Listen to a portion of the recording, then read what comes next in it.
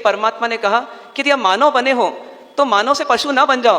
उसके लिए क्या करो, अपने जीवन को किस में ले आओ, एक मर्यादा में ले आओ, बुराइयों से बचने की मर्यादा, उसी का नाम व्रत है। और ये व्रत एक श्रावक भी ले सकता है, एक साधु भी ले सकता है। ठीक है, क्वांटिटी क्वालिटी वाइज कुछ अंतर रहेगा, लेकिन दिशा तो कम से कम एक रहेगी। तो जो पूरी तरह से व्रत अंगीकार कर सकता है, पूरी तरह से बुराइयों को छोड़ सकता है, तो वह व्यक्ति महाव्रत ग्रहण करता है। और जो व्यक्ति महाव्रत ग्रहण नहीं कर पाता है, पूरी तरह से बुराई नहीं छोड़ पाता है, तो उसको बोलते हैं कम से कम बुराइयों को, अनावश्यक बुराइयों को तो छोड़ दो कम से कम। जो बहुत ही आसानी से छूट सकती है और जिसकी जीवन में बिल्कुल आवश्यकता नहीं है, ऐसी बुराइयों को तो कम से कम छोड़ दो। तो उसके लिए अणुव्रत की व्यवस्था होती है। और ऐसा क्या किया जाए कि पूरे संसार की बुराइयों से हम बच जाएं?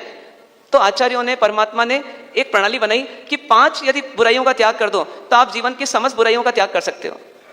वो 5 बुराइयां कौन सी? तो पहली बुराई तो है कि हिंसा का त्याग कर दो, दूसरी बुराई है झूठ का त्याग कर दो, तीसरी बुराई है चोरी का त्याग कर दो, चौथी बुराई है अब्रह्मचर्य यानी मैथुन का त्याग कर दो, और 5वीं बुराई है परिग्रह का त्याग कर दो।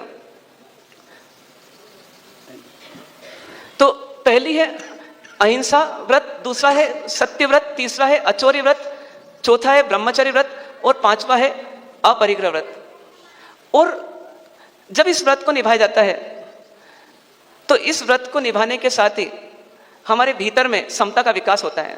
क्यों होता है? क्योंकि जब हमें हिंसा, झूठ, चोरी आदि नहीं करना है तो परिस्थितियां तो आएगी, लेकिन उसमें राग द्वेष से बचते हुए जीवन जीना है, ये अंदर की जागृति अपने आप आ जाती है और अपने आप भीतर में समता का विकास होता है। और बाहर में ये महाव्रत या ये व्रत क्या करते हैं, ये बाउंड्री वॉल का काम करते हैं। इस प्रकार से हमारे जीवन में बुराइयों से हम सुरक्षित हो जाते हैं।